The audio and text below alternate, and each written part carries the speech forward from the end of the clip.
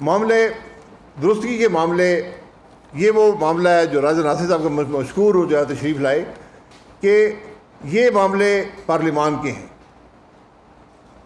ایک بڑی سطح کے معاملے ہیں کہ ہم نے ملک کے حالات کو درست کیسے کرنا ہے۔ اس میں سب سے بڑی ضرورت ملک میں رول آف لا ہے۔ یہ بڑی معمولی بات لگتی ہے، رول آف لا کیا جی، رول آف لا تو بات لوگ کرتے ہیں، بات کی بات نہیں ہے۔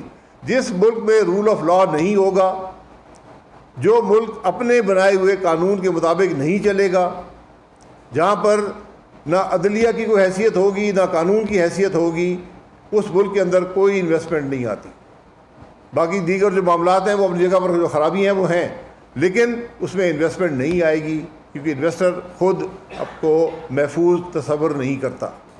آج ہمارے اپنے لوگ ہمارے اپنے ملک میں انویسٹ نہیں کر رہے، تو ہم کیا توقع رکھیں گے کہ باہر سے کون سی انویسٹمنٹ آئے گی؟ اس لیے سب سے بڑی ضرورت آج ملک کی یہ ہے، اور یہاں پر سینٹ اور قومی اسمبلی اور صوبائی اسمبلی ان کا رول ہے، ان کی ذمہ داری ہے، سیاسی جماعتوں کی ذمہ داری ہے، اور وہ ہے کہ ملک کے اندر قانون اور آئین کی بالادستی ہو۔ حضرت زئی صاحب نبی تشریف لانی ہے، ان کا شاید کچھ مصروفیات ہیں جو شاید وہ نہ آ سکیں، بہرحال یہ وہ بھی تحریک تحفظ آئین کے پلیٹ فارم سے یہی بات کرتے ہیں کہ ملک میں قانون کی بالادستی ہو اور آئین کی حکمرانی ہو۔ تو یہ سب سے بڑی ضرورت اس بات کی ہے۔ دوسری ضرورت جو اس سے جڑی ہوئی ہے وہ ملک میں سیاسی استحکام کی ہے۔ جس ملک میں سیاسی استحکام نہیں ہوتا اس میں بھی انویسٹمنٹ نہیں آتی، کیونکہ جو انویسٹر یہ دیکھتا ہے کہ یہاں پر ایک سیاسی جماعت آتی ہے، وہ دوسرے کو چور گنتی ہے، اس کو جیلوں میں ڈالتی ہے اور پالیسیاں بدل دیتی ہے۔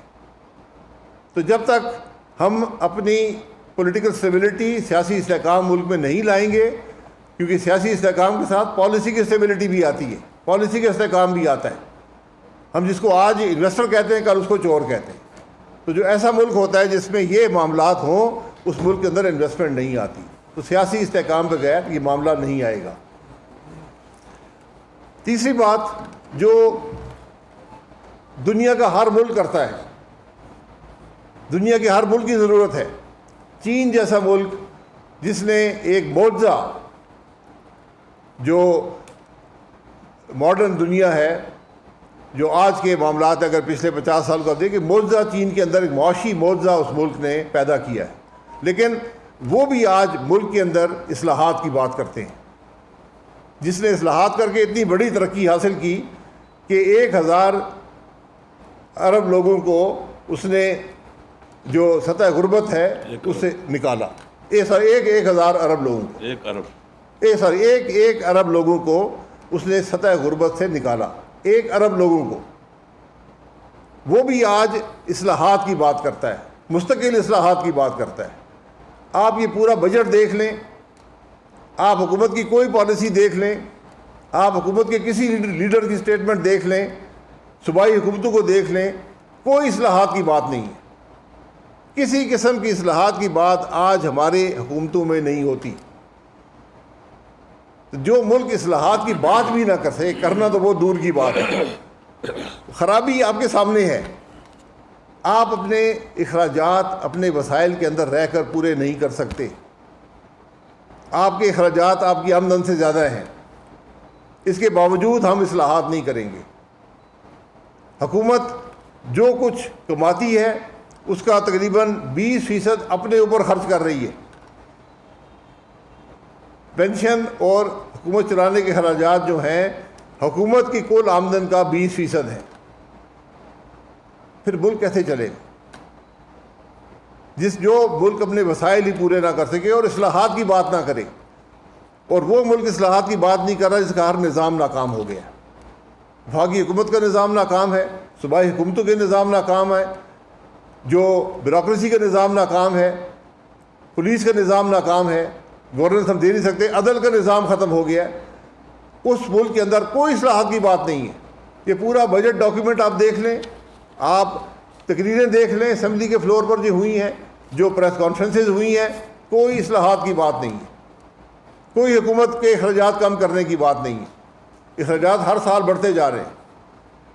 کوئی یہاں پر یہ کوشش نہیں کہ حکومت کے سائز کو کم کیا جائے، آج 18ویں ترمیم کو شاید 20 سال سے زیادہ، کتنا ہو گئے، 20 سال سے زیادہ ہو گئے. تو ہم نے آج تک وفاقی حکومت کا حجم جو ہے بڑھتا جا رہا ہے، کم نہیں ہو سکا.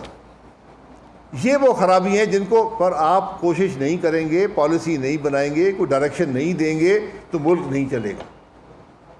یہ ہم آج یہاں بیٹھے ہیں کوئی تنقید برائے تنقید کے لیے نہیں، لیکن ان خرابیوں کی نشاندہی کے لیے جن پر کام کیے بغیر، جن کو حل کیے بغیر آپ ملک کے معاملات درست نہیں کر پائیں گے.